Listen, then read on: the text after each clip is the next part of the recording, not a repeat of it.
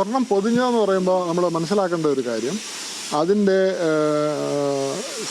ശ്രീകോവിലിന് ചുറ്റുമുള്ള തൂണുകൾ, ഈ ദ്വാരപാലക ശില്പങ്ങൾ, പിന്നെ അതിൻ്റെ ഫ്രണ്ടിലൊരു പാത്തിയുണ്ട്, നിങ്ങൾക്ക് അവിടെ കാണാൻ പറ്റും, ശ്രീകോവിലിനെ മണ്ഡപത്തിനെ ബന്ധിപ്പിക്കുന്ന ഒരു പാത്തി, പിന്നെ അതിൻ്റെ ഈ പഞ്ചവർഗത്തെയും ഭിത്തിയെയും ബന്ധിപ്പിക്കുന്ന ഇടയിലുള്ള ഒരു വേദിക എന്ന മറ്റോ അതിൻ്റെ പേര്, ആ വേദിക, ഇതെല്ലാം കൂടെ ചേർത്ത് പൂശാനായിട്ട് 1 കിലോ മിച്ചം എന്തോ ഏതോ ഒരു ജോലി കഴിഞ്ഞതിന് ശേഷം, അതായത് ഏറ്റവും കൂടുതൽ ഉപയോഗിച്ചിരിക്കുന്നത് അതിൻ്റെ റൂഫിങ്ങിനാണ്.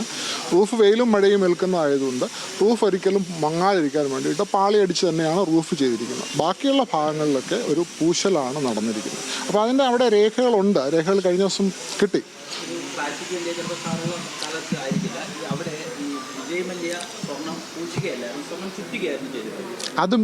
അതായത് ഞാനതാണ് പറഞ്ഞത്, അതിൻ്റെ റൂഫിങ്ങിൽ, അതായത് അതിൻ്റെ മേൽക്കൂരയിൽ ഈ പറഞ്ഞ തരത്തിലുള്ള തകിടടിച്ചുള്ള സംവിധാനം തന്നെയായിരിക്കാം ചെയ്തിരിക്കുന്നത്, എനിക്കറിയില്ല.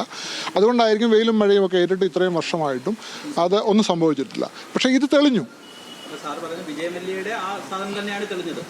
അതെ, അതെ, ആശയ സാധനമാണ്, അതവിടെ ഇരിക്കുന്നതാണ്. അത് 2019 അതിന് ശേഷം അത് ഇളക്കുന്നത്.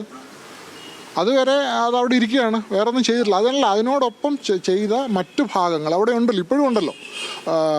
മറ്റേ പാത്തിയുണ്ട്, മറ്റു പില്ലേഴ്സ് ഉണ്ട്, പിന്നെ വേദിക എന്ന് പറഞ്ഞ ഭാഗമുണ്ട്, ഇതെല്ലാം അവിടെ ഉണ്ട്. അതൊന്നും ചെയ്തിട്ടില്ല, അത് ഇപ്പോഴും അവിടെ ഉണ്ട്.